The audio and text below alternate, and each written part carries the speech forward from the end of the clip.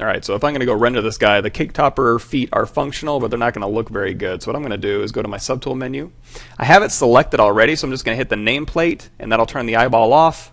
And now if I touch any other subtool, it'll go ahead and get rid of those. So I'm just going to do a quick render without those cake topper feet.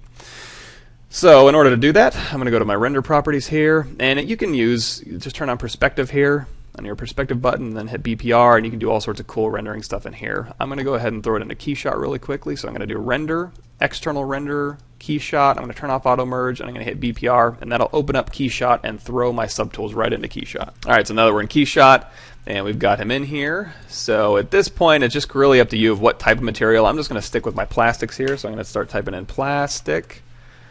And we'll just go to, let's do shiny plastic.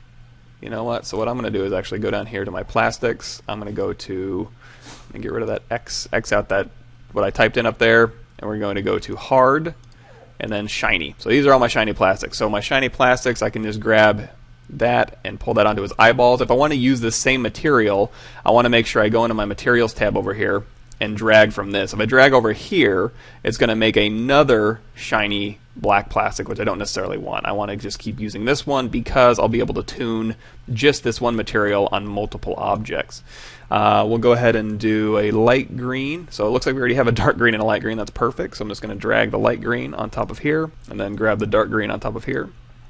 And the button is black, so I've already got a black one. I'm just going to drag that right on top of there.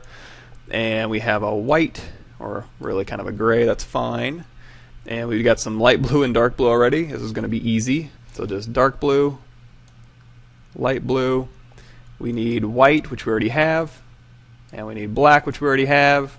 And the only one that's left is kind of that peach color. Now, they don't really have one that's exactly, but I'm just grab this one just for the fun of it, because we can always change it. So I'm going to double click this material, change the properties, go into the color. And I wonder if I can pick, let's see, color picker, it disappears. I'm just going to eyeball that. So let me bring this back here, and they might even have color somewhere, but we can just eyeball it. So I'm going to go here. He's actually pretty pink, but I think that's good enough. So we'll just kind of give him a little bit more orange. There we go. Maybe a little bit darker. Okay, so hit OK. Now that we have that, I'm going to go to my Materials tab, which is right here, and then just drag it onto his other parts. And there we go.